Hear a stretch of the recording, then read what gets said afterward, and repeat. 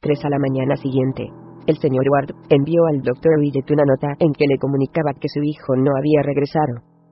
Decía en ella asimismo que el Dr. Allen le había telefoneado para decirle que Charles permanecería durante algún tiempo en Pawtuxet, donde nadie debía molestarle, ya que, por tener que ausentarse el propio Allen durante un periodo de tiempo indefinido, quedaba él solo a cargo de la investigación en curso, y que Charles le enviaba sus mejores deseos, y lamentaba cualquier molestia que pudiera producir aquel repentino cambio de planes. La voz del Dr. Allen había despertado en el señor Ward un recuerdo vago y elusivo que no pudo identificar exactamente, y que le produjo, sin embargo, una evidente inquietud. Desconcertado por aquellas noticias contradictorias, el Dr. Willett no supo qué hacer. No podía negarse que en la carta de Charles había una ansiedad frenética, pero ¿cómo interpretar la actitud de un joven que tan pronto violara sus propias decisiones? En su carta, aseguraba que sus investigaciones eran una amenaza y un sacrilegio, que ellas y su colega debían ser eliminados a cualquier precio, y que él no volvería a pisar nunca el bungalow de Pawtuxet, pero según las últimas noticias, se había olvidado de todo, y había regresado al centro del misterio. El sentido común le aconsejaba dejar en paz al joven con sus caprichos, pero un instinto más profundo le impedía olvidar la impresión que dejara en él aquella angustiada carta. Willett la leyó otra vez, y, a pesar de su lenguaje algo altisonante, y de la carencia de datos concretos, no pudo juzgarla ni absurda ni demente. El terror de Charles era demasiado intenso, demasiado real, y unido a lo que el doctor sabía ya del caso, evocaba monstruosidades tales de allende del tiempo y el espacio, que ninguna justificación cínica bastaba para explicarlas. Lo cierto es que existían horrores sin nombre en aquel bungalow, y, aun a riesgo de que su intervención resultara inútil, tenía que estar preparado para pasar a la acción en cualquier momento. Durante más de una semana, el Dr. Willett reflexionó sobre el dilema que tenía planteado, sintiéndose cada vez más inclinado a visitar a Charlie en el bungalow de Pawtuxet. Nadie se había aventurado nunca a invadir aquel refugio, e incluso su padre conocía la casa solamente por las descripciones que el propio Charlie le había hecho.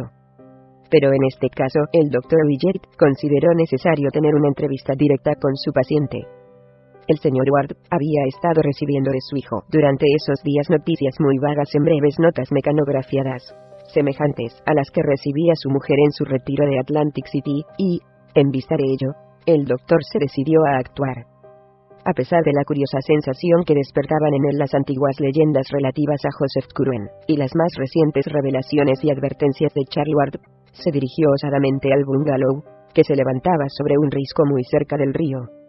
Aunque nunca había entrado en la casa, había visitado anteriormente los alrededores por pura curiosidad, y, en consecuencia, sabía perfectamente qué camino tomar.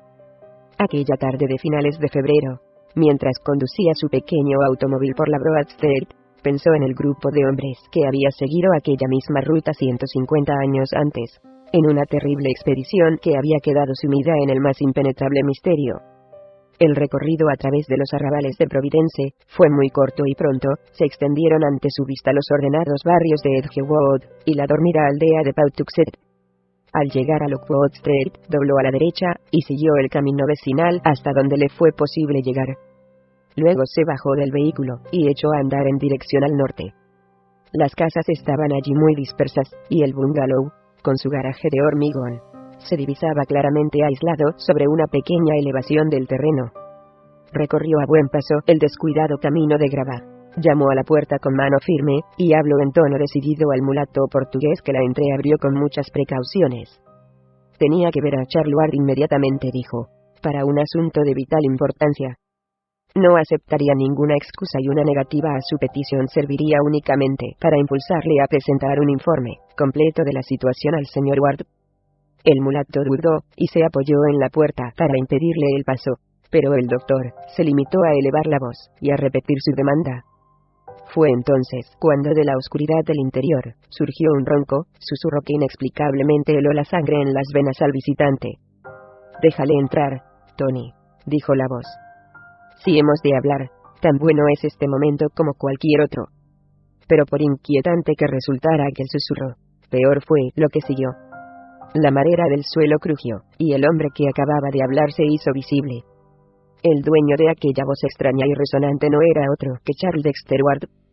La minuciosidad con que el Dr. Widget grabó en su memoria la conversación de aquella tarde se debe a la importancia que atribuye a este periodo en particular, pues en su opinión se había efectuado un cambio vital en la mente del joven Ward que, según él, hablaba ahora a través de un cerebro muy distinto de aquel que había visto desarrollarse a lo largo de 26 años. La controversia con el Dr. Lyman le había obligado a ser muy específico y fijaba el comienzo de la enfermedad mental de Charlie precisamente en la época en que sus padres habían comenzado a recibir aquellas notas mecanografiadas. Lo cierto es que éstas no correspondían al estilo habitual del joven, ni siquiera al de aquella desesperada misiva que escribiera al Dr. Widget. Respondían a un estilo raro y arcaico, como si el desquiciamiento mental del autor hubiera dado rienda suelta a una serie de tendencias e impresiones adquiridas inconscientemente durante el periodo juvenil de afición a las antigüedades. Se evidenciaba en ellas un fuerte deseo de modernidad, pero el espíritu, y a veces hasta el lenguaje, pertenecen indiscutiblemente al pasado, ese pasado que se hizo también evidente en la actitud y los gestos de Ward cuando recibió al doctor en aquel sombrío bungalow. Se inclinó, señaló un asiento a Widget y empezó a hablar bruscamente en aquel extraño susurro en que, al parecer, se sintió obligado a explicar. «Me está afectando mucho a los pulmones», comenzó, «este relente del río. Tendrá que disculpar usted mi ronquera. Supongo que le ha enviado mi señor padre con el fin de que averigüe qué me ocurre, y espero que no le dirá nada que pueda alarmarle». Widget estudió aquel tono enronquecido con sumo interés, pero aún prestó mayor atención al rostro de su interlocutor. Experimentaba la sensación de que en aquella escena había algo de anormal, y recordó lo que la familia de Charles le había contado acerca de la impresión que había recibido una noche el mayordomo de la casa. Hubiera preferido que reinara un poco más de luz en la sala, pero no pidió que se descorrieran las cortinas. Se limitó a preguntar a su interlocutor qué le había impulsado a enviarle aquella angustiada carta hacía poco más de una semana. «Precisamente iba a hablarle de eso», replicó Ward. «Como usted bien sabe, tengo los nervios muy alterados, y hago y digo cosas que no se me deben tener en cuenta. Más de una vez le he confiado que me hallo enfrascado en investigaciones de gran trascendencia, y la importancia de tales menesteres ha llegado a trastornarme en más de una ocasión. Cualquier hombre se hubiera asustado de lo que he descubierto, pero yo pienso seguir adelante, y pronto lograré lo que me proponía. Fui un necio al volver a mi casa, y someterme a la vigilancia de esos guardianes. He llegado muy lejos, y tengo que seguir adelante. Mi lugar está aquí. Sé que no disfruto de buena reputación entre mis vecinos, y, por una debilidad, casi llegué a creer lo que dicen de mí. En lo que hago, mientras lo haga bien, no hay nada de perverso. Tenga usted la bondad de esperar 6 meses, y le mostraré algo que recompensará sobradamente su paciencia. Puedo, sí, decirle que cuento con un medio de adquirir conocimientos mucho más seguro que el que representan los libros, y dejaré que juzgue por sí mismo la importancia de lo que puedo aportar a la historia, a la filosofía y a las artes en virtud de las puertas que ante mí se han abierto. Mi antepasado había logrado traspasarlas cuando aquellos estúpidos entrometidos vinieron a asesinarle. Pero esta vez no ocurrirá nada semejante. Le ruego que olvide todo lo que le escribí, y que no tema este lugar ni nada de lo que encierra. El Dr. Allen es un hombre excelente, y le debo una disculpa por todo lo que le dije acerca de él. Ojalá estuviera aquí, pero su presencia era indispensable en otra parte. Su celo es igual al mío en todo lo que a nuestra investigación concierne, y su ayuda me resulta inapreciable». Ward hizo una pausa y el doctor apenas supo qué decir ni qué pensar. Sintió un profundo desconcierto al oír a su interlocutor repudiar con tanta calma la carta que le había dirigido, y, sin embargo, en su fuero interno, estaba convencido de que si bien las palabras que acababa de escuchar eran extrañas, ajenas a quien las pronunciaba, e indudablemente producto de una mente desquiciada, la misiva en cambio era trágica por su autenticidad y la semejanza que guardaba con el Charlie Ward que él conocía. Trató de desviar la conversación hacia otros derroteros recordando al joven algunos acontecimientos pasados que pudieran restablecer la atmósfera de familiaridad en que transcurrían siempre sus encuentros, pero sus intentos obtuvieron unos resultados realmente grotescos. Lo mismo les ocurrió posteriormente a todos los alienistas. Una parte importante de las imágenes mentales de Ward, principalmente las relacionadas con los tiempos modernos y su propia vida, se había borrado totalmente de su cerebro, en tanto que el conocimiento del pasado que acumulara durante su juventud había surgido de lo más profundo de su subconsciente para devorar todo lo contemporáneo y personal. La información que demostraba poseer el joven acerca del pretérito era de naturaleza anormal y francamente estremecedora, y, en consecuencia, hacía lo posible por ocultarla. Pero cada vez que Widget mencionaba algún tema favorito de su época de estudiante de tiempos pasados, aclaraba el joven la cuestión con un lujo de detalles inconcebible en ningún mortal, y que hacía al doctor estremecerse. No era normal saber cómo se le había caído exactamente la peluca al inclinarse hacia adelante al actor que hacía el papel de juez en la representación que ofrecieron los alumnos de la Academia de Arte Dramático del Sr. Douglas, situada en King Street, el 11 de febrero de 1762. Jueves, por cierto, ni que los actores cortaron de tal modo el texto de la obra de Steele, el amante consciente, que el público casi se alegró cuando las autoridades, impulsadas por sus creencias baptistas, cerraron el teatro 2 semanas más tarde. El hecho de que la diligencia de Thomas Sabine, que hacía la ruta de Boston, fuera incómoda hasta la exageración, podían mencionarlo cartas de la época, pero ¿qué erudito en su sano juicio podía afirmar que el chirrido que producía la muestra de la taberna de Penet du Saulnay y la corona de colores chillones que había colgado cuando decidió dar al local el nombre de Café Real, sonaba exactamente igual a las primeras notas de esa pieza de jazz que transmitían ahora todas las radios de Pawtuxet? Ward, sin embargo, no se dejó llevar demasiado por aquel camino. Los temas modernos y personales los rechazaba de raíz, en tanto que los referentes al pasado, aun siendo más de su agrado, parecían aburrirle. Evidentemente, lo único que deseaba era que su visitante quedara lo bastante satisfecho como para que se fuera sin intención de regresar. A este fin, se ofreció a enseñarle a Widget la casa, e inmediatamente le acompañó en un recorrido de todas las habitaciones, desde la bodega hasta el desván.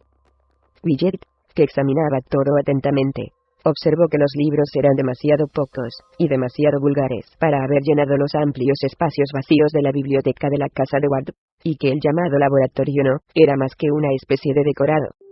Evidentemente, había otra biblioteca y otro laboratorio en otra parte, aunque era imposible decir dónde. Esencialmente derrotado en la búsqueda de algo que no podía precisar, Widget regresó a la ciudad antes del anochecer y contó al señor Ward todo lo sucedido. Convinieron ambos en que el joven había perdido la razón, pero decidieron no tomar por el momento ninguna medida drástica. Por encima de todo, convenía que la señora Ward ignorara aquellas tristes circunstancias, aunque algo debían hacerle sospechar las extrañas notas mecanografiadas que recibía de su hijo. El señor Ward decidió visitar en persona al joven, presentándose de improviso en el bungalow. Una noche, el Dr. Widget le acompañó en automóvil hasta las inmediaciones de la casa y esperó pacientemente su regreso. La sesión fue larga, y el padre volvió de ella entristecido y perplejo. La recepción de que fue objeto fue muy semejante a la que había hallado Widget, con la diferencia de que esta vez Charles tardó un tiempo considerable en aparecer. Desde que el visitante se hubo abierto, pasó hasta el vestíbulo y despedido al portugués con su imperiosa exigencia. En el comportamiento de su hijo no hubo el menor rasgo de amor filial. No había apenas luz en la estancia en que se celebró la entrevista, pero el joven se quejó de que la claridad le molestaba enormemente. No habló en voz alta en ningún momento pretextando que le dolía mucho la garganta, pero en su ronco susurro había algo tan inquietante que el señor Ward no logró sobreponerse a la impresión que le causara. Definitivamente unidos para hacer todo lo posible por devolver al joven Charles la salud mental, Ward y el Dr. Widget comenzaron a reunir datos sobre el caso. Lo primero que estudiaron fueron las habladurías que corrían por Pawtuxet, cosa que resultó bastante fácil, ya que ambos tenían buenos amigos por aquellos contornos. El Dr. Widget recogió la mayor parte de los rumores, ya que la gente hablaba más francamente con él que con el padre del personaje en cuestión, y de todo lo que oyó pudo colegir que la vida del sucesor de Ward era realmente extraña.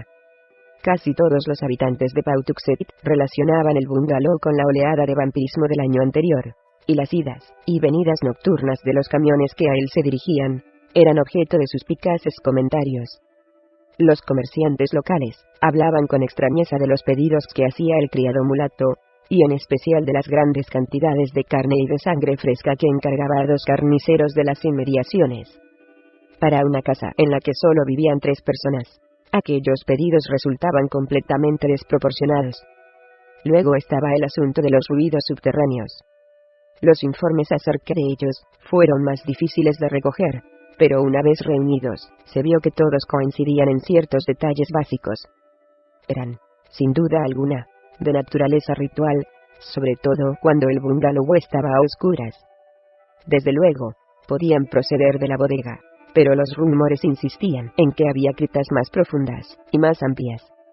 Recordando las antiguas habladurías acerca de las catacumbas de Joseph Curwen, y dando por sentado que el joven, guiándose por alguno de los documentos encontrados, junto con el cuadro, había elegido el bungalow por hallarse emplazado exactamente en el lugar donde se alzara la granja de su antepasado, buscaron afanosamente la puerta que se mencionaba en los viejos manuscritos, y que, según estos, debía hallarse muy próxima a la orilla del río. En cuanto a la opinión general sobre los habitantes del bungalow, no cabía duda de que el mulato portugués era sencillamente detestado, el barbudo doctor temido, y el joven erudito profundamente aborrecido. Durante las últimas 2 semanas, Charles había cambiado mucho, decían. Había renunciado a sus intentos por mostrarse agradable, y en las pocas ocasiones en que se aventuraba a salir al exterior, hablaba únicamente con un susurro ronco y extrañamente repelente. Tales fueron los cabos y fragmentos de información que lograron reunir por aquí y por allá el señor Ward y el doctor Willett.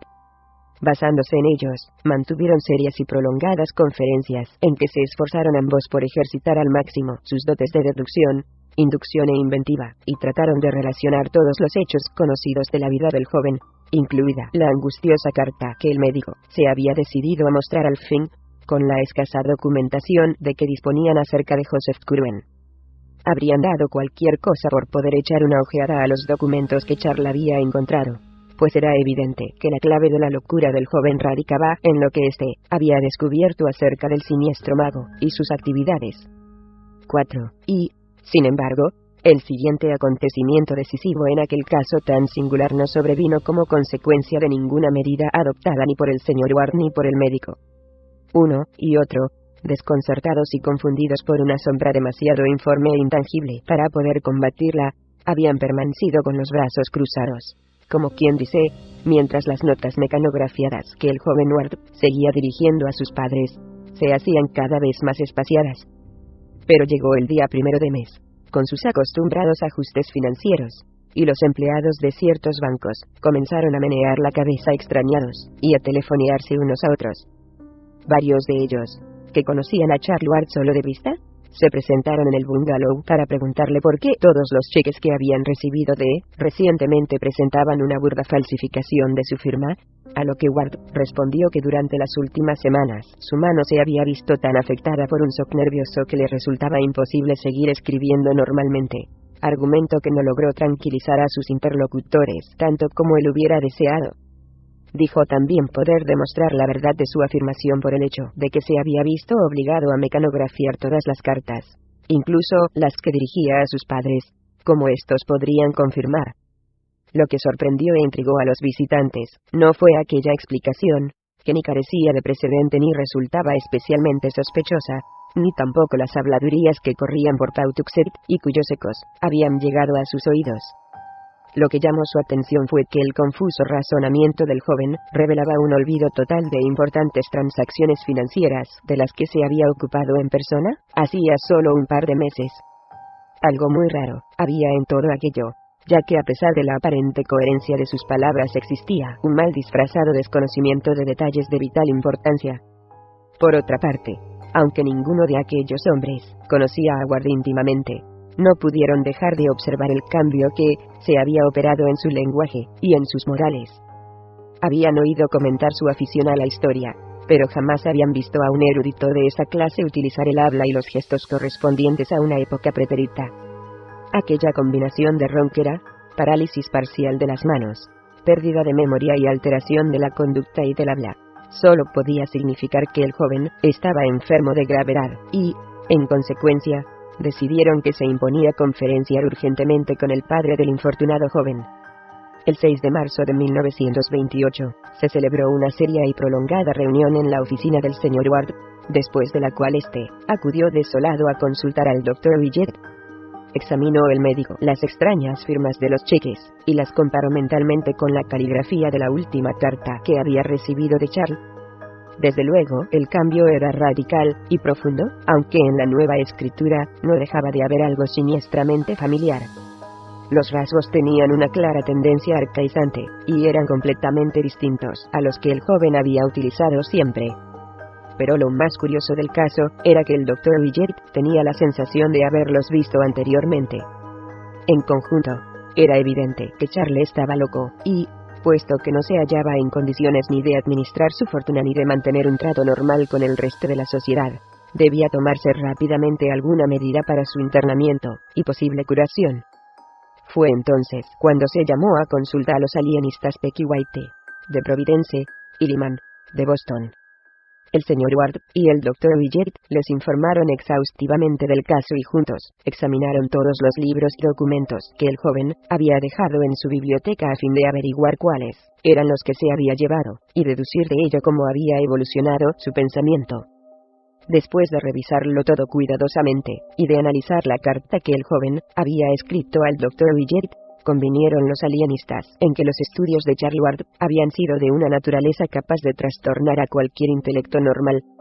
Habrían querido examinar los volúmenes y documentos que tenía entonces el joven en su posesión, pero sabían que eso solo podrían conseguirlo tras una terrible escena, y ni así estaban seguros de poder lograrlo.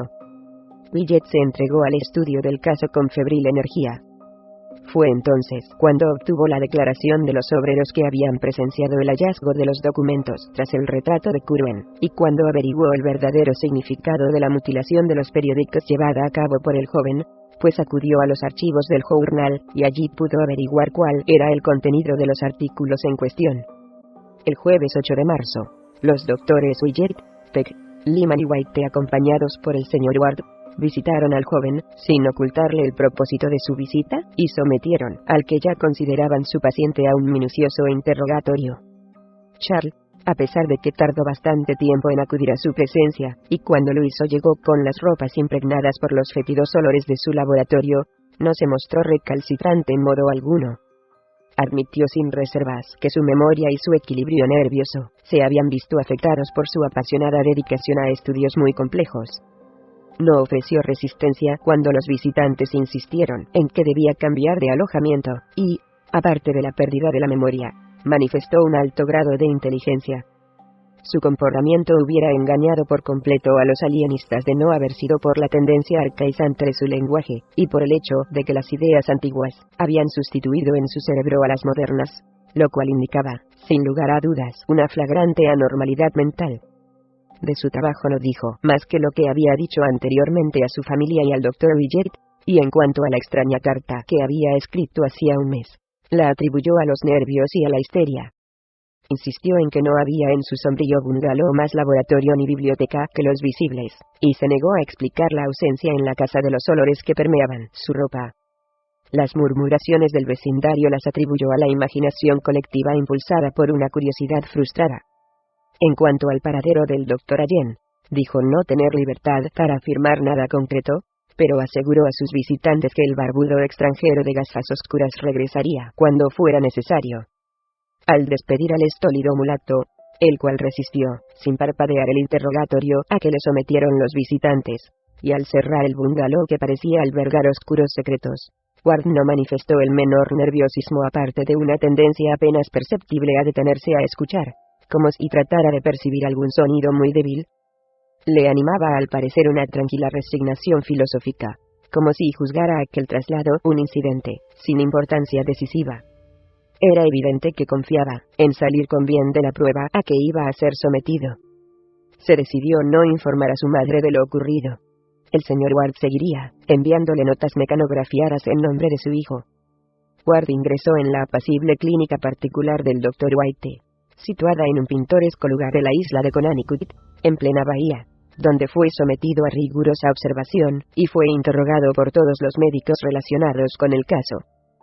Fue entonces cuando se descubrieron las anomalías físicas que presentaba la lentitud de su metabolismo, la curiosa estructura molecular de su epidermis y la desproporción de sus reacciones nerviosas. El Dr. Widget fue el más desconcertado de todos los que le examinaron, ya que por haber asistido a Ward desde que éste viniera al mundo podía apreciar mejor que sus colegas el alcance de aquel proceso de alteración física. Incluso la marca de nacimiento que tuviera siempre en la cadera había desaparecido, al mismo tiempo que se había formado en su pecho una especie de verruga o mancha alargada negra que llevó a Widget a preguntarse si había asistido el joven a alguna de aquellas ceremonias que, según se decía, celebraban las brujas en parajes agrestes y solitarios, y en las cuales se marcaba a los asistentes. A la mente del doctor acudió inevitablemente el recuerdo de cierto fragmento de la transcripción de un juicio celebrado en Salem, fragmento que Charles le había mostrado en la época anterior a su demencia, y que decía: el señor G.B. impuso aquella noche la marca del diablo a Bridget C., Jonathana, Simon O., Deliverance W., Joseph C., Susan P., Meitable C. y Deborah B. También el rostro de Charles le inquietaba horriblemente, hasta que por fin descubrió la causa de aquella impresión. Sobre el ojo derecho del joven había una marca que hasta entonces nunca había visto allí, una pequeña cicatriz exactamente igual a la que viera un día en el retrato de Joseph Curwen, y que quizá fuera resultado de alguna espantosa inoculación ritualista a la cual se hubieran sometido ambos en una etapa determinada de sus investigaciones en el campo del ocultismo. Mientras Widget intrigaba de esta forma a todos los médicos del hospital, se seguía manteniendo una estrecha vigilancia sobre la correspondencia dirigida al paciente o al Dr. Allen, correspondencia que se entregaba religiosamente al señor Ward. Widget había predicho que aquella vigilancia resultaría inútil, porque lo más probable era que cualquier información vital que alguien quisiera transmitir a cualquiera de los dos habría de llegar por medio de un mensajero. Pero lo cierto es que a finales de marzo llegó una carta de Praga dirigida al Dr. Allen, que dio mucho que pensar al doctor y al padre de Charles. La caligrafía era muy arcaica, y aunque evidentemente la misiva no había sido escrita por un extranjero, no estaba tampoco redactada en inglés moderno. Decía: Kleinstrasse, 11 Altstadt, Praga 11, febrero de 1928. Hermano, en Almocin me trajeron en este día, recibo noticia de lo que se elevó de las sales que envié a su merced. No era ese el resultado que esperaba, de lo cual se deduce que las lápidas habían sido cambiadas cuando Barnabas envió el espécimen. Ocurre esto a menudo, como sabrá su merced por lo ocurrido con lo hallado en la Capilla Real en 1769 y en el Cementerio Viejo en 1690. Cosa muy semejante ocurrióme en Egipto 75 años ha, de lo cual me vino la cicatriz que viera el muchacho en 1924. Encarezco de nuevo a su merced lo que le aconsejé tiempo a, que ejercite gran cautela, y no llame a su presencia, ni a partir de las sales ni de más allá de las esferas, a nadie que no pueda hacer desaparecer. Tenga siempre su merced preparada la invocación necesaria para ello, y nunca confíe hasta estar bien seguro de quién ha requerido a su presencia. Cambiadas suelen estar las lápidas en 9 de cada 10 tumbas, y conveniente es desconfiar hasta que se ha empezado a interrogar. Igualmente en el día de hoy recibí noticia de H. quien se ha visto en grandes dificultades con los soldados. Laméntase de que Transilvania haya pasado a manos de Rumania, y trasladaríase a otro lugar, si no abundara tanto su castillo en lo que ya sabemos. No tardará en recibir noticias suyas. Envío a su merced algo encontrado en una tumba de Oriente, y que habrá de complacerle en gran manera, y reitero mi deseo de disponer de BF, si puede procurármelo. Conoce a G. en Filadelfia, mejor que yo. Utilícelo primero, si así lo desea, pero no hasta tal punto que provoque su enojo, pues finalmente habré de interrogarle yo también. Yo Sototneblot Simon, O. J.C. Providence, el señor Ward y el Dr. Widget quedaron profundamente desconcertados ante la increíble muestra de locura que constituía aquella carta. Solo por grados consiguieron asimilar su posible significado. De modo que había sido el Dr. Allen, y no Charles, el cerebro dominante en Pawtuxet. Eso podría explicar la angustiada referencia a Allen en la última carta que escribiera el joven. Pero, ¿qué pensar en cuanto al hecho de que la carta fuera dirigida a J.C.? Solo cabía hacer una deducción, pero hasta las monstruosidades tienen un límite. ¿Quién sería Simón O.? El anciano a quien Charles había visitado en Praga 4 años antes. Tal vez. Pero evidentemente había existido siglos antes otro Simón, o Simón Orne, por otro nombre Jedediah de Salem, desaparecido en 1771, y cuya peculiar caligrafía acababa de reconocer en la misiva el Dr. Willett, gracias a las copias de las fórmulas de Orne que Charles le había mostrado en cierta ocasión. ¡Qué horrores y misterios! ¡Qué contradicciones y violaciones de las leyes de la naturaleza habían vuelto después de siglo y medio a turbar la paz de la antigua Providence dormida entre torres y chapiteles! El padre y el anciano médico, sin saber qué hacer ni qué pensar, fueron a visitar a Charles al hospital, y le interrogaron con la mayor delicadeza posible acerca del Dr. Allen, de su viaje a Praga, y de lo que sabía sobre Simón Jedediah Orne, de Salem. El joven respondió cortésmente a todas sus preguntas sin comprometerse, limitándose a decir, con un ronco susurro, que había descubierto que el Dr. Allen poseía extraordinarias dotes para ponerse en contacto con los espíritus del pasado, y que suponía que quienquiera que fuese su corresponsal de Praga, debía poseer las mismas dotes. Al salir de la clínica, el Dr. Willett y el Sr. Ward cayeron en la cuenta de que los interrogados habían sido ellos en realidad, ya que sin revelar nada especial acerca de sí mismo, el joven les había sonsacado hábilmente acerca del contenido de la carta procedente de Praga. Los doctores Peck, White y Lyman, por su parte, se mostraron muy poco inclinados a conceder importancia a la extraña correspondencia que mantenía el compañero del joven Ward. Sabían de la tendencia propia de excéntricos y monomaníacos a relacionarse entre sí, y creyeron sencillamente que Charles Allen había entrabado amistad con algún loco expatriado, un individuo que, probablemente, había tenido ocasión de ver la caligrafía de Orne, y la imitaba con el fin de hacerse pasar por reencarnación de aquel misterioso personaje. Quizá el Dr. Allen fuera un caso similar, y hubiera logrado convencer al joven de que se había reencarnado en él el espíritu de su antepasado Joseph Curwen. No era la primera vez que ocurrían cosas semejantes, y, basándose en esos antecedentes, descartaron los testarudos doctores la creciente inquietud del Dr. Willett con respecto a la escritura de su paciente, pues creía el buen médico haber hallado al fin la explicación de la extraña familiaridad que encontraba en aquella escritura, y que no se debía a otra cosa que a la semejanza que guardaba con la caligrafía del propio Curwen. Consideraron los alienistas aquella semejanza como propia de una fase imitativa característica del tipo de manía que padecía el joven, y se negaron a concederle importancia, ni en sentido positivo ni afirmativo. Ante la prosaica actitud de sus colegas, Willett aconsejó al Sr. Ward que no les mostrara la carta que llegó de Racus, Transilvania, el día 2 de abril, dirigida al Dr. Allen, y que mostraba una caligrafía tan semejante a la del volumen en clave de Hutchinson que el padre y el médico se detuvieron unos instantes, espantados, antes de abrir el sobre. Decía la carta: Castillo de Ferenczi,